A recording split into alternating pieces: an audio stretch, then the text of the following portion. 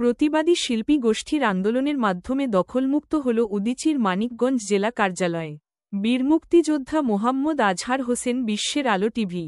মানিকগঞ্জ জেলার ৩ আসনের বিএনপি মনোনীত প্রার্থী চেয়ারপারসনের উপদেষ্টা মানিকগঞ্জ জেলা বিএনপির আহ্বায়ক সাবেক শিল্পমন্ত্রী মরহুম হারুন অর রশিদ খান মুনুর সুযোগ্য কন্যা আফরোজা খানম রিতার নিজ উদ্যোগে মানিকগঞ্জ উদীচীর সঙ্গে যোগাযোগ করে তাৎক্ষণিক নেতৃবৃন্দকে নির্দেশ প্রদান করে উদীচী কার্যালয় দখল মুক্ত করে দেওয়ার নির্দেশ প্রদান করে।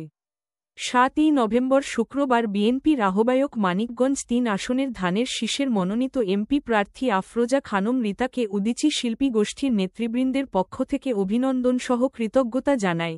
উদীচী শিল্পী গোষ্ঠীর জেলা সংসদ খুলে দেওয়ার সময় উপস্থিত ছিল আহ্বায়ক কমিটির সদস্য গোলাম আবেদিন কায়সার এবং জাতীয়তাবাদী কৃষক দলের জেলা কমিটির সাধারণ সম্পাদক আব্দুস সালাম বাদল সহ অন্যান্য নেতৃবৃন্দ, সেই সাথে আরাফাত হোসেন সুইট সাধারণ সম্পাদক উদীচী মানিকগঞ্জ জেলা সংসদ।